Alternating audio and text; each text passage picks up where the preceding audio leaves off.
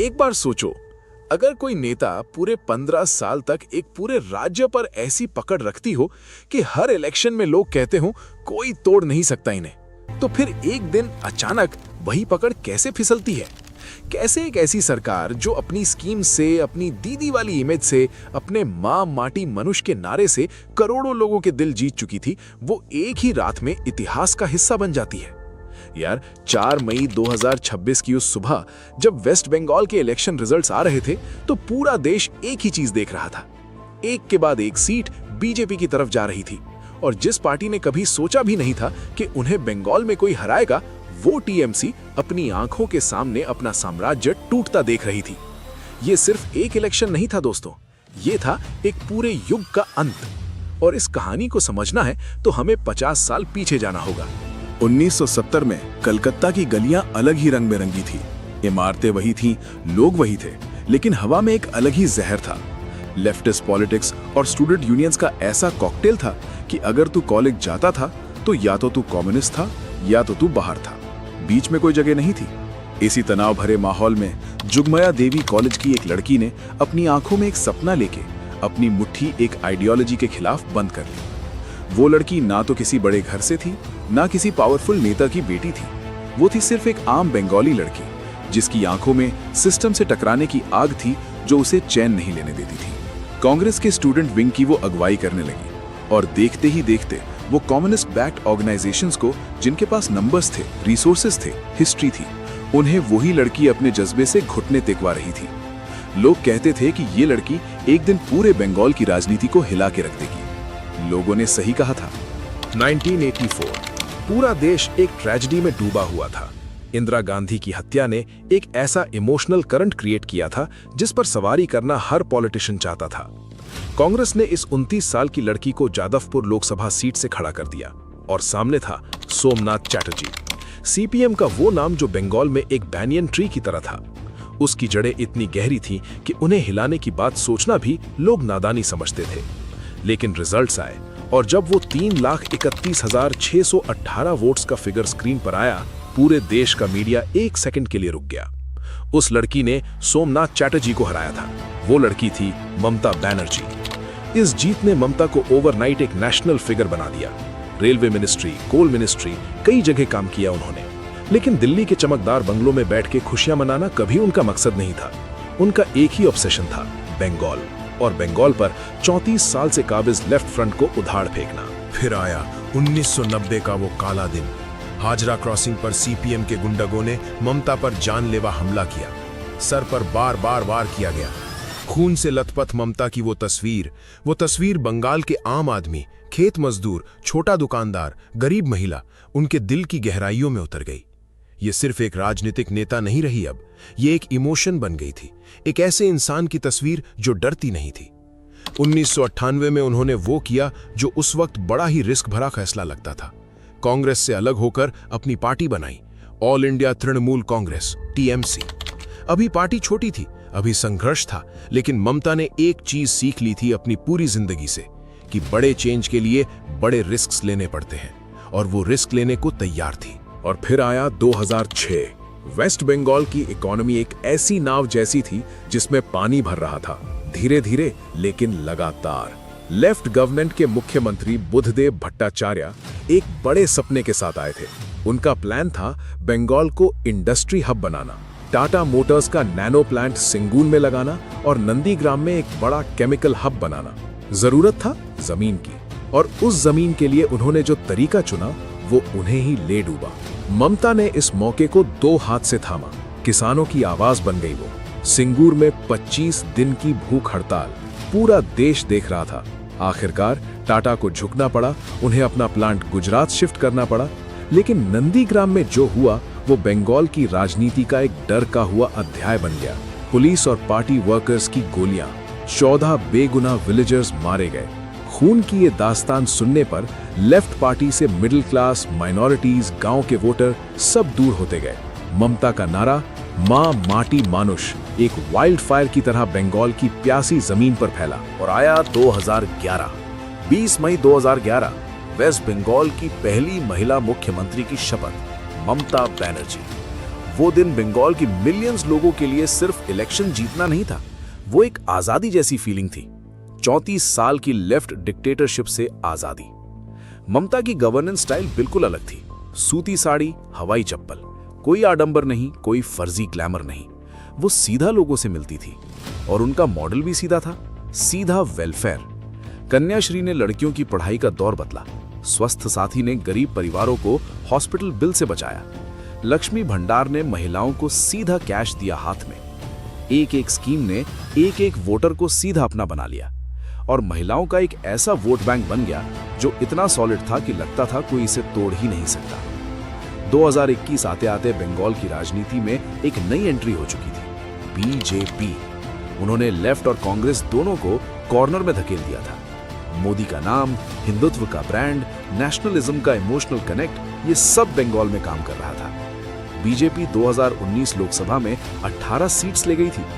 2021 assembly elections के लिए उन्हें पूरा यकीन था कि गया बंगाल। लेकिन ममता ने कुछ ऐसा किया जो बीजेपी ने सोचा नहीं था। उन्होंने पूरे इलेक्शन को एक बंगाली प्राइड की लड़ाई बना दिया। बाहरी लोग बंगाल नहीं समझेंगे, दिल्ली वाले हमारे घर में नहीं आएंगे। उन्होंने बीजेपी को आउटसाइडर और बंगाल की कल्चर को खतरा दिखाया और बंगाल के लोगों ने, जो अपनी मिट्टी से बहुत गहरा रिश्ता रखते हैं, सुनाया। टीएमसी जीत गई। ममता नंदीग्राम से हारी जरूर, लेकिन पार्टी जीत गई। 3 बार, तीसरे बार मुख्यमंत्री बन गई वो। लेकिन यार, इस तीसरी जीत की नींव पहले दिन से ही टूटने लगी थी। कोविड, दुनिया की सबसे बड़ी आपदा। हॉस्पिटल्स में जगह नहीं, ऑक्सीजन नहीं, लोग सड़कों पर तड़प रहे थे। और तब बंगाल गवर्नमेंट क्या कर रही थी? असली मौत के आंकड़े छुपा रही थी। हॉस्पिटल के डॉक्टर और मरीजों के फोन्स तक ले लिए गए ताकि सच बाहर ना आए। जिसने भी सरकार से सवाल किया, पुलिस ने एफआईआर दी। ऑपोजिशन लीडर्स पर फेक न्यूज के केस। वो इमेज जो ममता ने इतने सालों में बनाई थी, मैं तुम्हारे साथ हूं, वो एक एक दिन टूटने लगी। लोग सोचने लगे कि यार, ये जो हमारी दीदी हैं, क्या ये वही दीदी हैं? और फिर एक के बाद एक ऐसी खबरें आने लगी कि लोग बेहोश हो जाएं। SSC scam, state school service commission. सोच के देखो, हजारों पुअर फैमिलीज के बच्चे जो सालों से पढ़ रहे थे, जो कोचिंग ले रहे थे, जो रात को जाग के गवर्नमेंट टीचर बनने का सपना देख रहे थे, उन्हें क्या पता था कि उनकी जगह किसी और ने पैसों के दम पर पहले से बुक कर ली है। Teacher jobs, non teaching staff, सब कुछ बेचे गए थे। एजुकेशन मिनिस्टर पार्थ चैटर्जी के रिश्तेदारों के घरों से नोटों के पहाड़ निकले जब ईडी ने रेड की। टीएमसी ने पार्थ को बाहर निकाला, लेकिन काफी देर हो चुकी थी। अप्रैल 2024 में कलकत्ता हाई कोर्ट ने 23,123 नौकरियां पूरी तरह रद्द कर दी। सरकार सुप्रीम कोर्ट भागी। अप्रैल 2025 में चीफ जस्टिस संजीव खन्ना की बेंच ने भी हाई कोर्ट का फैसला सही माना। 25,753 नौकरियां खत्म। कोर्ट ने साफ कहा, इस पूरे सिलेक्शन प्रोसेस में इतना बड़ा फ्रॉड हुआ है कि इसका एग्जिस्टेंस ही क्वेश्चनेबल है। ममता ने फैसले को गलत कहा, लेकिन लोगों का उन पर से विश्वास उठ चुका था। फिर आया संदेश खली, बंगाल के उस छोटे से इलाके की कहानी जो पूरी दुनिया में फैली। टीएमसी के लोकल लीडर्स पर महिलाओं के साथ बार बार जुल्म करने के संगीन आरोप, उनकी जमीन छीनने के आरोप, और पुलिस हफ्तों तक मेन अक्यूज्ड को पकड़ ना सकी। ये एक इंसिडेंट नहीं था, ये एक पूरी सिस्टम की फेलियर्स की कहानी थी। दीदी के राज में महिलाओं को सुरक्षा है, ये नारा खोखला साबित हो रहा था। लेकिन जिसकी वजह से बंगाल के हर घर में गुस्सा फैला, वो थी आरजी कर की घटना। कोलकाता का सरकारी आरजी कर मेडिकल कॉलेज, ड्यूटी पर मौजूद एक महिला ट्रेनी डॉक्टर, मर्डर। और फिर सरकार की पहली रिस्पॉन्स, ढक्कन ढकना, बड़े लोगों को बचाना, सीधा सीधा सच सामने आने से रोकना। यार, इस पर जो आंदोलन हुआ वो बीजेपी का नहीं था, कांग्रेस का नहीं था, वो बंगाल की कॉमन पीपल का था। डॉक्टर्स ने काम रोका, महिलाओं ने रात भर सड़कों पर मार्च किया, स्टूडेंट्स ने कैंडल्स जलाए। बंगाल की वो इमेज जो ममता ने बनाई थी, माँ वाली, महिलाओं की दोस्त वाली, वो इस एक घटना ने खत्म कर दी। और बीजेपी ने इस दर्द को समझा। उसने पनिहाटी सीट से आरजी कर की पीड़ित की मां को अपना कैंडिडेट बनाया। यह सिर्फ पॉलिटिकल मूव नहीं था, ये एक ऐसा सिंबल था जिसने बंगाल की महिलाओं के दिल के अंदर की हर चीज को टच कर लिया। अब बात करते हैं उस स्ट्रैटेजी की जिसने एक्चुअली गेम बदला। बीजेपी जानती थी कि बंगाल में सिर्फ मोदी मोदी चिल्लाने से कुछ नहीं होगा, इसलिए आरएसएस के साथ मिलके उन्होंने एक ऐसी प्लानिंग की जो सीधा जमीन से शुरू हुई। पूरे बंगाल के 44,000 पोलिंग बूथ्स का एक एक करके सर्वे, कहां पार्टी स्ट्रांग है, कहां वीक, कहां थोड़ी मेहनत से काम बन सकता है, ये तीनों कैटेगरीज बनाई गई और हर जगह के लिए अलग स्ट्रैटेजी। लेकिन सबसे बड़ा वेपन था पन्ना प्रमुख सिस्टम। ये समझो एकदम सीधा, वोटर लिस्ट के हर एक पेज पर जिसमें 30 से 60 वोटर्स के नाम होते हैं, बीजेपी ने एक अपना ट्रस्टेड वर्कर लगा दिया। बस इतना सिंपल, लेकिन इस एक मूव ने पूरा बैलेंस पलट दिया। पहले क्या होता था, टीएमसी के लोकल गुंडे, क्लब कल्चर, दादागिरी, लोग डराए हुए थे, वोट देने मत जाओ नहीं तो याद रखेंगे, यही एटमॉस्फेयर था। लेकिन जब घर घर में बीजेपी का एक बंदा खड़ा हो गया जो उस एरिया का ही था, जिसको लोग जानते थे, तो सिक्योरिटी का एक अलग एहसास आया लोगों को, डर टूटने लगा। और बीजेपी का मैनिफेस्टो भरोसा शपथ, ममता की लक्ष्मी भंडार को सीधा चैलेंज किया, महिलाओं को और ज्यादा पैसों का वादा, गवर्नमेंट एम्प्लॉइज के लिए 7th पे कमीशन, नई फैक्ट्रीज, बंद पर इंडस्ट्रीज को खोलना, नौकरी के लिए दूसरे स्टेट्स में मत जाओ, ये बंगाल में मिलेगी। दुर्गा स्क्वाड, महिलाओं की सुरक्षा के लिए डेडिकेटेड पुलिस फोर्स। आरजी कर के बाद ये वादा बंगाल की हर महिला के लिए एक उम्मीद बन गया। यूसीसी और सीएए का वादा, जो उनका कोर पॉलिटिकल आइडेंटिटी था, उसे भी पकड़ के रखा। मथुआ कम्युनिटी जैसे रेफ्यूजी ग्रुप्स को पक्की सिटीजनशिप का आश्वासन। मोदी, अमित शाह, योगी, इन तीनों ने मिलकर बंगाल का कोना कोना कवर किया। रैलीज का सैलाब आ गया। लेकिन ये सिर्फ भाषण नहीं था, इसके पीछे था एक सॉलिड ग्राउंड गेम। फिर एक और चीज हुई जो किसी ने एक्सपेक्ट नहीं की थी। इलेक्शन कमीशन ने स्पेशल इंटेंसिव रिवीजन लॉन्च किया, SIR। हर घर जाके चेक करो, मरा हुआ वोटर तो नहीं, शिफ्ट हो गया वोटर तो नहीं, नॉन सिटीजन तो नहीं रजिस्टर्ड। और रिजल्ट, बंगाल से करीब 90 लाख वोटर्स के नाम काट दिए गए। 7.66 करोड़ से 6.77 करोड़ हो गए रजिस्टर्ड वोटर्स, 12% की गिरावट। टीएमसी चीख उठी, बोली ये माइनॉरिटी वोटर्स को डेलिबरेटली बाहर करना है, ये साजिश है। बीजेपी बोली ये नेशनल सिक्योरिटी का सवाल है, घुसपैठियों की सफाई हो रही है। पूरा माहौल एनआरसी वाला हो गया। मामला सुप्रीम कोर्ट पहुंचा। कोर्ट ने खुद 150 डिस्ट्रिक्ट जजेस और 7 रिटायर्ड हाईकोर्ट जजेस को वोटर लिस्ट वेरीफाई करने का काम दे दिया। जो 90 लाख नेम्स कटे वो मोस्टली मुर्शिदाबाद और मालदा जैसी जगहों से थे, वही जगह जहां टीएमसी का माइनॉरिटी वोट बैंक सबसे सॉलिड था। इन इलाकों में डिलीट हुए वोट्स का काउंट टीएमसी के पिछले जीत के मार्जिन से भी ज्यादा था। मतलब अगर ये वोट्स पहले ही नहीं होते तो 2021 भी अलग होता। और तभी एक और खतरनाक मूव हुआ। आम जनता उन्नयन पार्टी AJUP टीएमसी से निकाले गए नेता हुमायूं कबीर ने बनाई। मुर्शिदाबाद और मालदा में मुस्लिम वोट्स का एक सिग्निफिकेंट हिस्सा उन्होंने काटा। जो 90-95% वोट्स 2021 में एक तरफ टीएमसी को गए थे, वो अब टूट गए। बीजेपी के लिए नॉर्थ दिनाजपुर और मालदा में जीत का रास्ता खुल गया। फिर आया वो दिन जिसका बंगाल को इंतजार था या डर था। 23 और 29 अप्रैल 2026 वोटिंग के दिन इलेक्शन कमीशन ने पूरे बंगाल को एक किले की तरह सील कर दिया था। 2.4 लाख सीआरपीएफ जवान चप्पे चप्पे पर। जिस गली में पहले टीएमसी के लोकल गुंडे वोटर्स को इंटिमिडेट करते थे, वहां अब एक यूनिफॉर्म जवान खड़ा था। वो गुंडे घर में दुबक के बैठ गए और लोग जहां पहले वोट देने जाना एक डेंजरस काम था, वो एक एक करके घर से निकले, अपनी बारी का इंतजार किया, वोट डाला। इतने लोगों ने वोट डाला कि रिकॉर्ड बन गया, 92.47%।